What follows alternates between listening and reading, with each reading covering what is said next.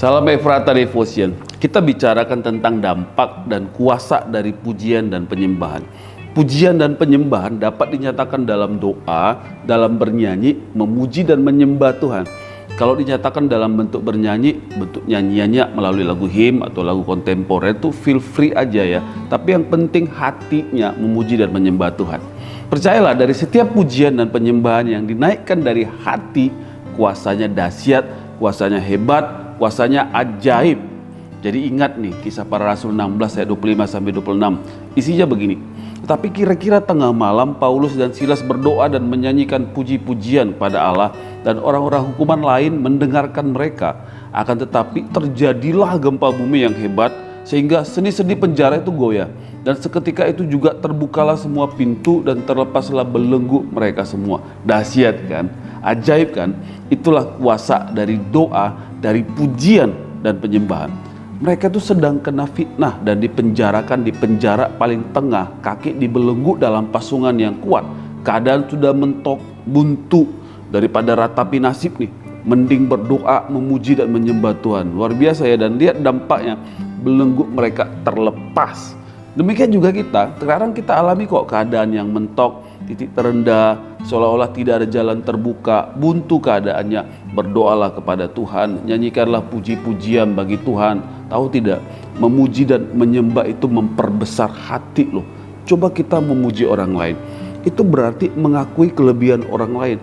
Kalau ada orang yang sulit memuji, sulit mengapresiasi orang, tuh orang kapasitas hatinya kecil, tidak mau mengakui kelebihan orang lain.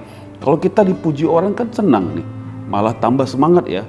Kalau saya dipuji orang, saya juga semakin berpikir harus berbuat lebih lagi gitu ya. Kalau ada orang katakan khotbahnya bagus Pak Pendeta, atau khotbahnya bagus, maknyus, makanan kali. Saya bilang terima kasih, terus dalam hati saya harus lebih semangat lagi nih untuk mempersiapkan lebih khotbah saya. Kalau dampak pujian itu dahsyat, kenapa tidak kita lakukan dalam hidup kita, apalagi kepada Tuhan. Kalau memuji Tuhan, Tuhan disenangkan. Tapi terlebih dari itu, kapasitas hati kita semakin besar. Kenapa? Karena kita sedang mengakui kebesaran Tuhan. Kita mengakui kehebatan Tuhan. Bukan mengakui atau bangga dengan kekuatan sendiri, betapa kuat dan gagahnya kita, sehingga kita tidak lagi memuji dan menyembah Tuhan. Ya, coba aja bangun kebiasaan berdoa, memuji dan menyembah. Lihat dampaknya dahsyat dan ajaib. Belenggu kekhawatiran, ketakutan, belenggu kebentuan tidak dapat menghentikan kita. Kenapa? Karena kita sedang fokus kepada Tuhan, bukan keadaan.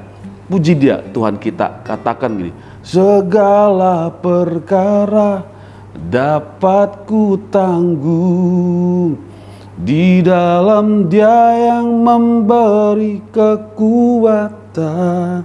Atau Allahku kan memenuhi keperluanku menurut kekayaan dan kemuliaannya. Ya, dengar baik. Ketika kita memuji dan menyembah, berarti hati kita ini percaya, dan hati kita sedang Tuhan perbesar kapasitasnya. Kita sedang mengakui kebesaran Tuhan, mengakui janji Tuhan, mengakui bahwa Tuhan ada di pihakku. Daripada mengeluh, menyalahkan keadaan, menyalahkan orang lain untuk situasi kita, lebih baik berdoa, memuji dan menyembah Tuhan. Sahabat Metodis Efrata, ya, ambil kebenaran ini dan alami kekuatan serta kemenangan. Tetap antusias, tetap kuat, dan Tuhan Yesus dimuliakan. Mari kita berdoa. Bapa yang baik, kami mau akui Tuhan dalam hidup kami, melalui doa kami, melalui pujian dan penyembahan. Sama seperti Paulus dan Silas ketika mereka mentok, kayak ada di penjara paling tengah. Mereka tidak mengeluh, mereka tidak meratapi nasib, tapi justru mereka di sana berdoa, memuji dan menyembah. Dan kami lihat kuasa Tuhan dahsyat, ajaib perbuatan Tuhan. Mereka lepas dari belenggu dan diselamatkan. Kami juga rindu alami apa yang Tuhan nyatakan bagi mereka. Kami akan berdoa, kami akan memuji, kami akan menyembah Tuhan dalam setiap keadaan kami. Kami rindu hati kami Tuhan perbesar, karena kami mengakui kuasa Tuhan, bukan kekuatan kami. Kami mau tinggikan Tuhan sebagai bukti bahwa kami ngandalin Tuhan, bukan kekuatan kami. Kami percaya kami akan terlepas dari yang namanya belenggu kekhawatiran, belenggu ketakutan, belenggu kebuntuan bahkan. Kami percaya Tuhan Yesus ada di pihak kami. Kalau Yesus ada di pihak kami, siapa lawan kami? Terpujilah Tuhan, di dalam nama Yesus kami telah berdoa. Amin.